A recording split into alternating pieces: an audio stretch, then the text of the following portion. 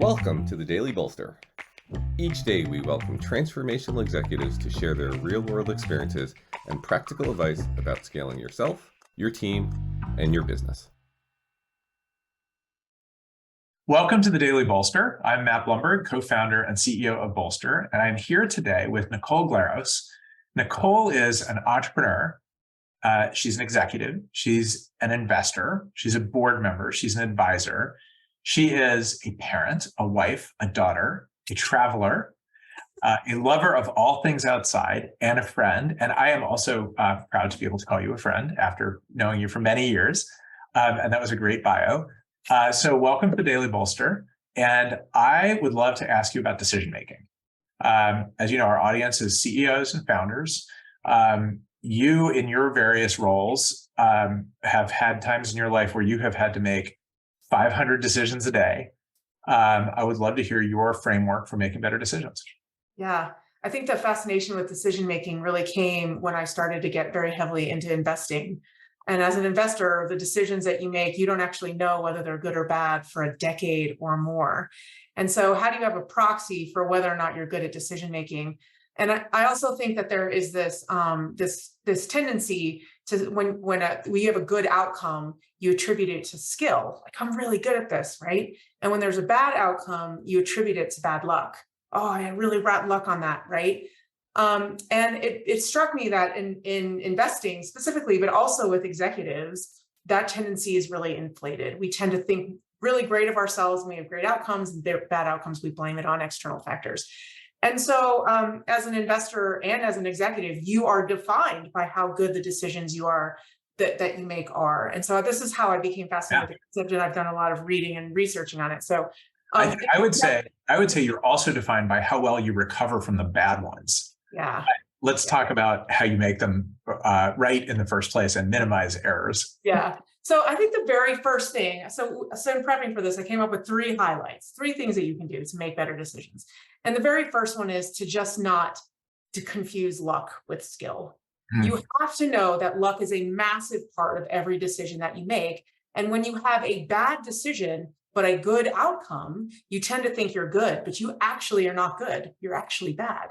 But if you have a good decision and bad outcome, actually, if you keep making those good decisions, the bad outcomes over time, that's bad luck, will actually net to positive.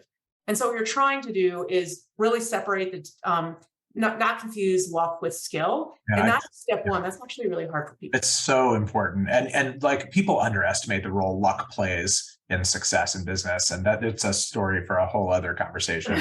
That's right. That's right. What's number two? So what you're trying to do is increase your luck. And how do you do that? You do that by actually increasing your ability to make for your decision-making process. So the second thing is just run a process. Have a process for making the decision. And as you improve your process over time, that will actually increase your luck, which will increase your good outcomes, right? And so there's a bunch of stuff inside of like, okay, what does it look like to make a decision, or what does a decision-making process look like? And so one of them is, first of all, figuring out what type of decision it is. Is it a consequential and irreversible decision? You're going to spend a lot of time making that decision. Is it an inconsequential and reversible decision? You're going to like delegate that down to the lowest level in your organization to help improve judgment, because you don't care if they get it wrong. They'll learn from it, right? And there's no consequences. So other things include like, how do you identify the root cause? Making sure that you're actually solving for the right thing. This happens a lot in business, where we're actually solving problems that are not the root problem at all. They're just symptoms. A lot of people get bogged down in two options. It's either this one or that one. There's a lot of science that shows that if you have 3 or 4 options, it actually increases your likelihood for making the correct decision over time. So just pulling yourself out and going, okay, we need at least 3 options to choose from. Making sure that you're actually thinking through second order effects. So if we do this, then this and this and this will happen. If we don't do this, then this and this and this will happen. And so sometimes we're so stuck in just the next step that we don't see 3 or 4 steps later. So really like pulling yourself out and going, what are the second order effects? And then lastly, like often just in that same process, you're pulling yourself out of the present. And so doing more of that, pulling yourself out of the present. What does a pre-mortem look like? Like if I love that word, pre-mortem. We use that word pre-mortem a lot, which is great. Why did it go wrong? Why will it have gone wrong if it went wrong? It's so funny that we don't do that often. As an investor, it's kind of easy to do that because you're like, well, if it goes wrong, like I lose a bunch of money. When you're making big executive decisions, do we decide to go public?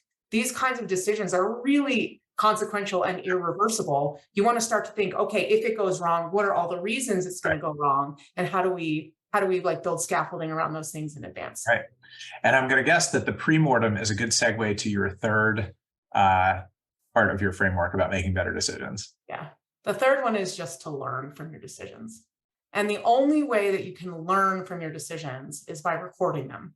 We have this beautiful thing called revisionist history, where we tend to look back on things and change the story to make ourselves look good. We all do this. It's subconscious. Everyone does it, right? But when you keep a decision journal, when you write down, okay, what were my fears about it? What were my concerns? What were my hopes? What was the decision that I made and why? It's a very light process, but just to keep a journal on the decision and then review the journal over time. That's the key, is to review it over time. Because when you get the outcome, then you can look back and go, all right, what was the decision that we made and what did we miss? What did we nail, right? What did we not see? All of that stuff will help you make better decisions in the future. And that will actually help you increase your decision-making process, which will then increase your luck for having better outcomes. I love the framework. Nicole Glaros, thank you for joining me. Thanks so much, Matt.